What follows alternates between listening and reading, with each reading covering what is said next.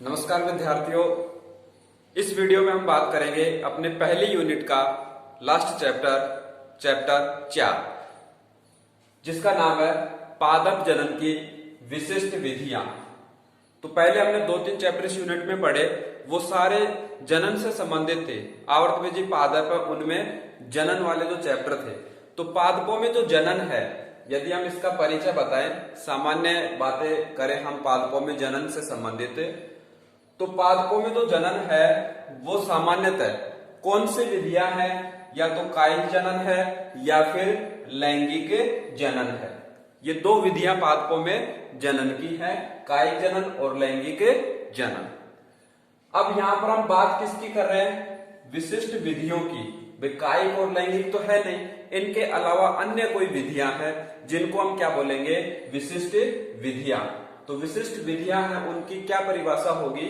तो इसको हमने इस परिभाषा से दर्शाया है, समझाया है कि कई बार जो पादप है उनमें बिना निषेचन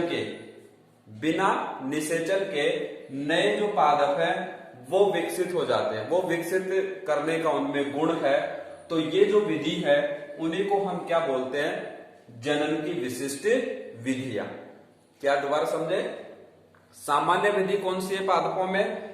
कायिक जनन या लैंगिक जनन। परंतु कई बार बिना निषेचन के नए पादप है उनका विकास हो जाता है। तो ये जो विकास होता है बिना निषेचन के, उसको हम क्या बोलते हैं? पादप जनन की विशिष्ट विधियां। अब पादप जनन है, उनकी जो विशिष्ट विधियां हैं उनको कुछ वैज्ञानिकों ने अलैंगिक जनन का नाम भी दिया है। क्यों? क्योंकि आपको पता है कि भाई कायिक जनन या लैंगिक जनन है, ये सामान्य विधि हो गई और बिना निषेचन के हो रहा है। लैंगिक जनन में क्या होगा? युग्मक बनेंगे, निषेचन होगा, ये सारी घटनाएं होंगी लैंगिक जनन में। और जिनमें निषेचन नहीं होगा तो उसको हम क्या बोल सकते हैं? अलैंगिक जनन भी बोल सकते हैं। परंतु यहां पर हम इसकी बात न करके इस पॉइंट की बात कर रहे हैं कि पादप जनन की विशिष्ट विधियां। वैसे कहने को तो इनको हम क्या कह सकते हैं? सामान्यतः अलैंगिक जनन की विधियां भी कह सकते हैं, पर अपना चैप्टर किस नाम से है? पादप जनन की विशिष्ट विधियां। ये सामान्य विधि हो गई, कायिक और लैंगिक। बिना निषेचन के नए पादप विकसित होंगे तो वो कौन सी विधियां है? जनन की विशिष्ट विधियां। ठीक है। अब यहां पर हम बात करें कि पादपों में जो जनन की विशिष्ट विधियां हैं वो कितने प्रकार की होती है। तो इस चैप्टर में हम ये 4 जो टाइप है इसके, उन 4 टाइप की बात करेंगे। जनन की विशिष्ट विधियां। पहली विधि असंग जनन, दूसरी विधि अनिषेक बीजता, थर्ड सूक्ष्म प्रवर्धन और अंतिम है कायिक प्रवर्धन। ये जो 4 विधियां हैं उनका इस चैप्टर में हमें अध्ययन करना है। तो सबसे पहले हमने पहली विधि को लिया है असंग जनन। असंग जनन हम किसे कहेंगे? भाई ये पहले हम स्पष्ट कर चुके हैं कि लैंगिक जनन नहीं हो रहा है पादप में। लैंगिक जनन के अलावा अन्य कोई विधि से जनन हो रहा है, तो वही परिभाषा यहां पर हमें बतानी है। असंग जनन क्या होगा, किसे कहेंगे? देखिए, सामान्यतः पादपों में कौन सा जनन है? लैंगिक जनन विधि। तो लैंगिक जनन विधि का किसी ऐसी विधि द्वारा प्रतिस्थापन कर दे या प्रतिस्थापन हो जाए जिसमें क्या हो? अर्धसूत्री विभाजन भी नहीं हो और युग्मक संलयन भी नहीं हो। अर्थात युग्मक संलयन नहीं होगा, अर्थ क्या हुआ? निषेचन नहीं हो। तो असंग जनन हम किसे कहेंगे? लैंगिक जनन विधि का। पादपों में जो लैंगिक जनन विधि सामान्यतः होती है उसका प्रतिस्थापन हो जाए। किसके द्वारा हो जाए? किसी ऐसी विधि के द्वारा जिसमें न तो अर्धसूत्री विभाजन होता है और न ही क्या होता है? निषेचन होता है। तो ये दोनों ही घटनाएं नहीं होती है, तो इसका अर्थ हुआ कि वो विशिष्ट विधि है, लैंगिक जनन विधि नहीं है, कोई अन्य विधि है। और ऐसी जो विधि है उसको हम क्या कहेंगे? असंग जनन। ठीक है, दोबारा से परिभाषा को समझे। लैंगिक जनन विधि है पादपों में सामान्यतः ऐसा मानकर चले आप और यदि उस विधि का प्रतिस्थापन कोई अन्य विधि द्वारा हो जाए, और वो विधि भी कैसी हो, जिसमें अर्धसूत्री विभाजन भी नहीं होता हो और न ही क्या निषेचन होता हो, तो वो क्या कहलाएगा, असंग जनन। अब इसके भी दो टाइप हम बताते हैं असंग जनन के।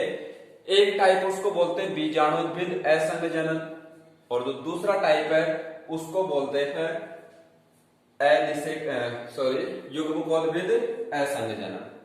ठीक है, तो बीजाणुद्भिद असंग जनन ये किसे कहेंगे, जब बिना अर्धसूत्री विभाजन व बिना निषेचन के, ये तो पहले ही परिभाषा में स्पष्ट हो गया कि भाई असंग जनन है तो उसका अर्थ क्या है, अर्धसूत्री विभाजन भी नहीं होगा, निषेचन भी नहीं होगा। तो जो भी असंग जनन के टाइप होंगे तो उनमें भी ये परिभाषा तो जुड़ेगी। तो जो पहला टाइप है बीजाणुद्भिद असंग जनन किसे कहेंगे, बिना अर्धसूत्री विभाजन और बिना निषेचन के क्या हो, भ्रूण का निर्माण हो। ठीक है, और वो निर्माण भी किसके द्वारा हो, बीजांडकाय अथवा अध्यावरण आदि की किसी भी कोशिका से होता हो, तो उसे हम क्या कहेंगे, बीजाणुद्भिद असंग जनन। इसको एक दूसरा नाम भी दिया गया है, क्या, अपस्थानिक भ्रूणता। ठीक है, बिना अर्धसूत्री विभाजन के, बिना निषेचन के भ्रूण का निर्माण होगा, किससे होगा, बीजांडकाय अथवा अध्यावरण आदि की कोई भी कोशिका से। ठीक है, तो उसको बोलेंगे बीजाणुद्भिद असंग जनन।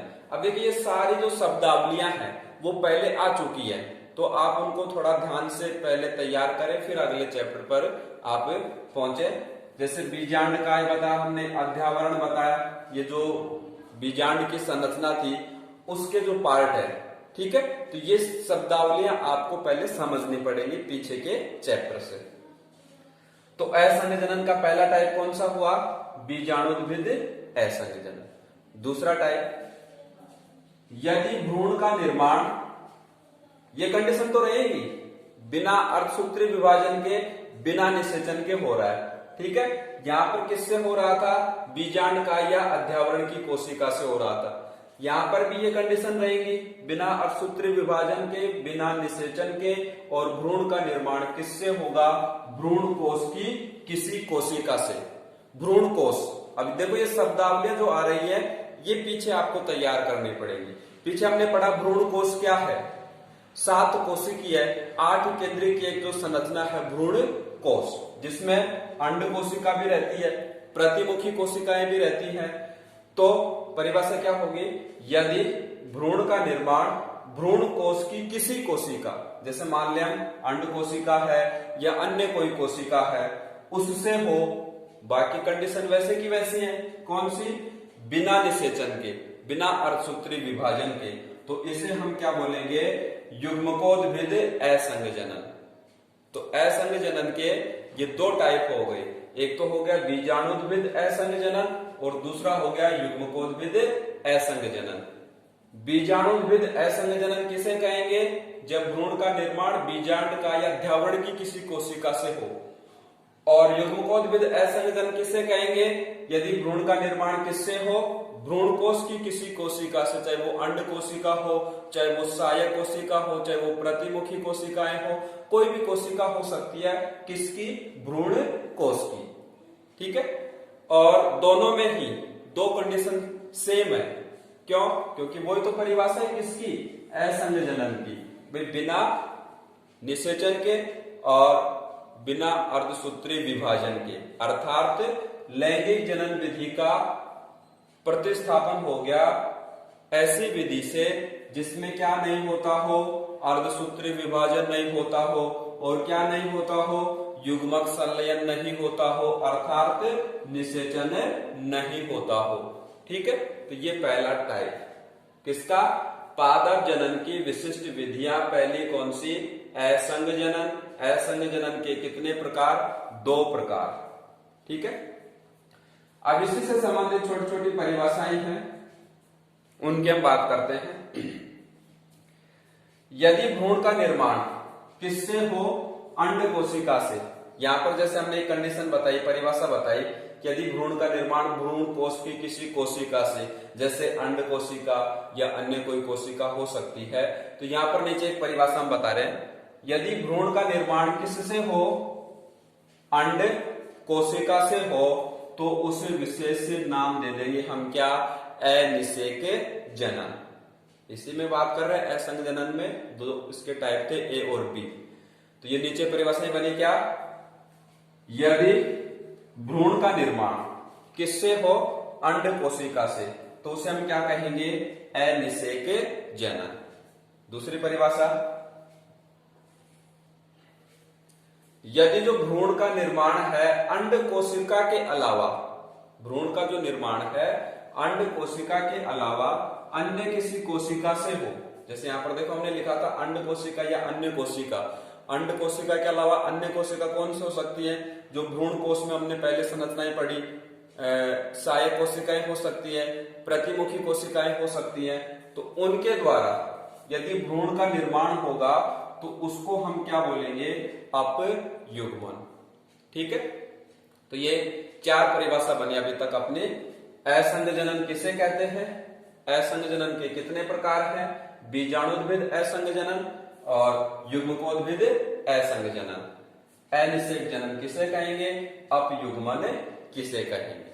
ठीक है, असंग जनन को और आगे हम अध्ययन करें तो अब एक वैज्ञानिक अपने प्रोफेसर पंचानन माहेश्वरी, वनस्पति वैज्ञानिक थे ये, तो इन्होंने असंग जनन है उसको दो प्रकार में विभाजित किया, जिनको क्या बोला गया, अनावर्ती और पुनरावर्ती, अनावर्ती और पुनरावर्ती। बाद में इनको और आगे विभाजित किया गया।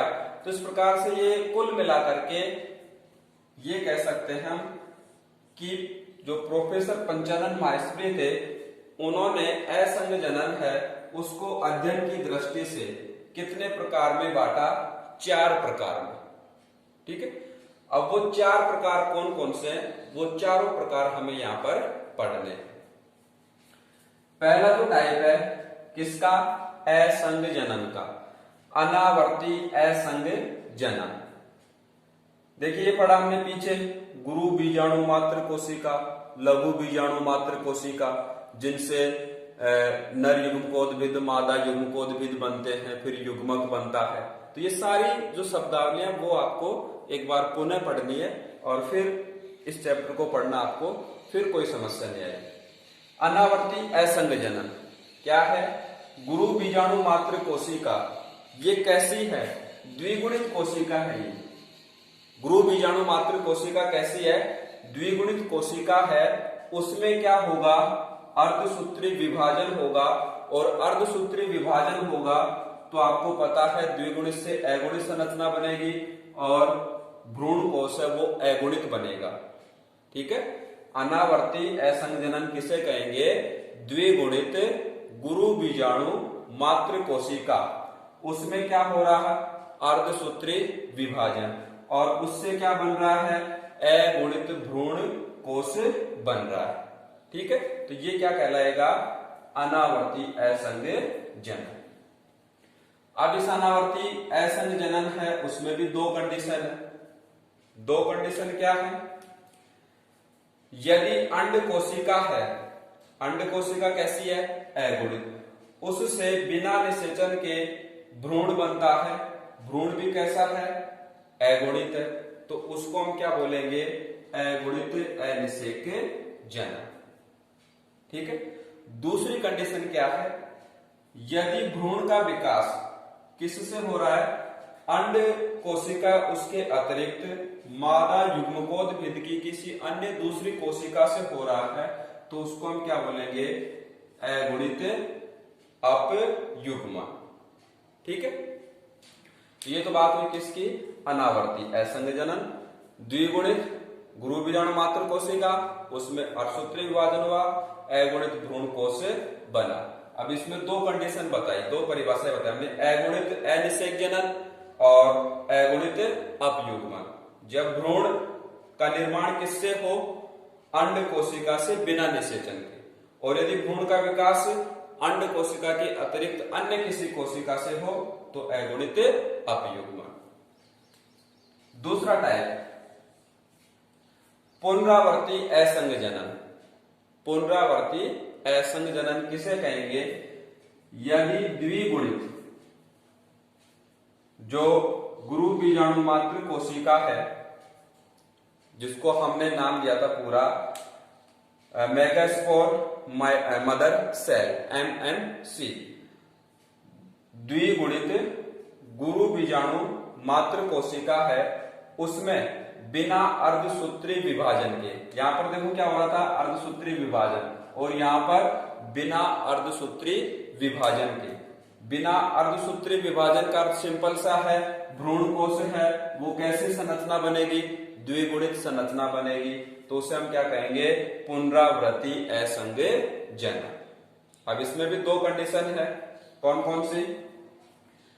जब प्रपशुतक की द्विगुणित कोशिकाएं, ये जो गुरु बीजाणु मात्र कोशिका है, इससे पहले की जो कोशिका है उसको प्रपशुतक कोशिका बोलते हैं।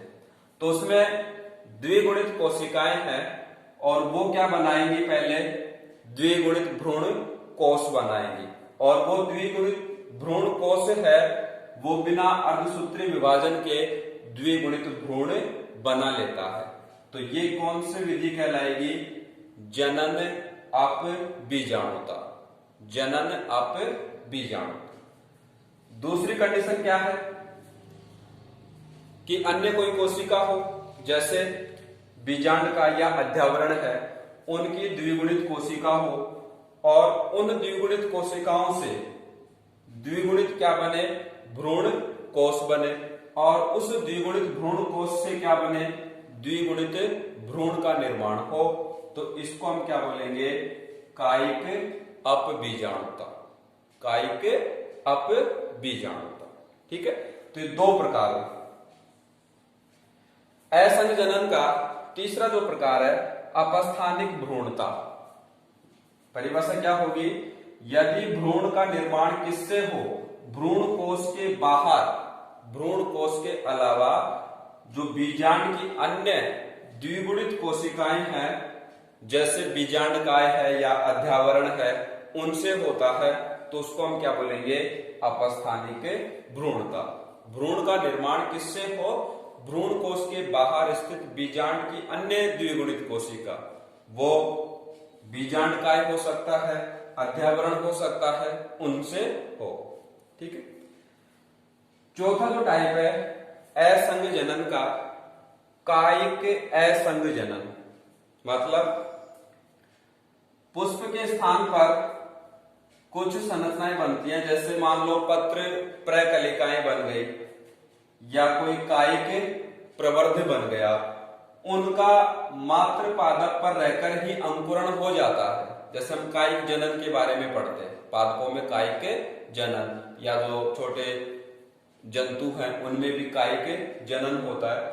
तो पुष्प के स्थान पर कुछ संरचना, जैसे पत्र प्रकलिकाएं कायिक प्रवर्ध है, उनमें अंकुरण हो जाता है। किस पर? मात्र पादप पर ही अंकुरण हो जाने की स्थिति है, उसको क्या कहेंगे? कायिक असंग जनन। तो ये चार टाइप है किसके? असंग जनन के। कौन कौन से? अनावर्ती, पुनरावर्ती, अपस्थानिक और कायिक असंग जनन। ठीक है, तो मेन टॉपिक अपना क्या था? पादप जनन की विशिष्ट विधियां। तो ये विधि कंप्लीट हुई अभी अपनी असंग जनन। सेकंड जो विधि है वो कौन सी विधि है? अनिषेक बीजता, जो कि हम विस्तार से पहला जो चैप्टर है उसमें पढ़ चुके हैं। अनिषेक बीजता का अर्थ क्या है? जो प्रवर्धन है वो किससे होगा? होगा तो बीज से ही, पर वो कैसे होगा? बिना निषेचन के। बीज से ही प्रवर्धन होता है, परंतु वो कैसे होगा? बिना निषेचन के होता है। तो उसको हम क्या बोलते हैं? अनिषेक बीजता। ठीक है, तो ये दो टाइप पढ़ने आपको आज। तीसरा और चौथा जो टाइप है वो हम नेक्स्ट वीडियो में